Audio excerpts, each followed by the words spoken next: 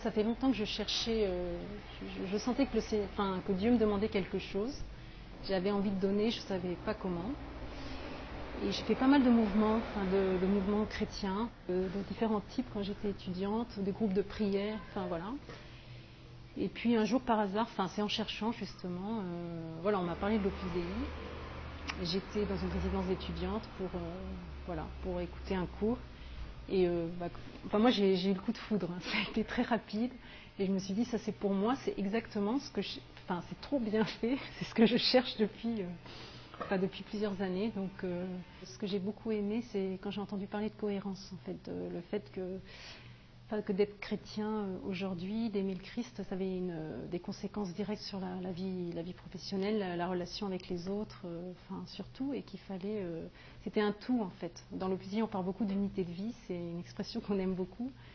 Et voilà, c'est-à-dire qu'on ne peut pas être seulement chrétien du dimanche ou chrétien ponctuellement, et puis après oublier, faire comme si Dieu n'existait pas. Là, en fait, il s'agit d'être contemplatif au milieu du monde, donc de penser à Dieu. On y pense tout le temps, de manière comme une personne amoureuse pense à la personne aimée parce que ça lui fait plaisir.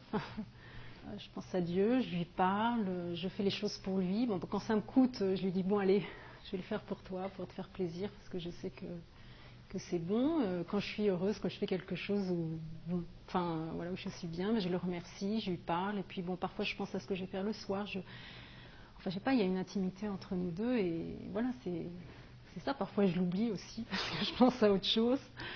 Et voilà, mais on se cherche. Enfin, lui, il est toujours là, mais je pense que rencontrer le Christ, c'est l'aventure la plus formidable, merveilleuse que peut vivre quelqu'un. Donc, si je pouvais, je voudrais convaincre tout le monde de vivre cette expérience. Mais bon, chacun son histoire.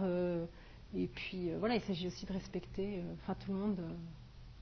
Mais oui, quand les gens veulent entendre parler de Christ, je suis heureuse d'en parler. Et puis,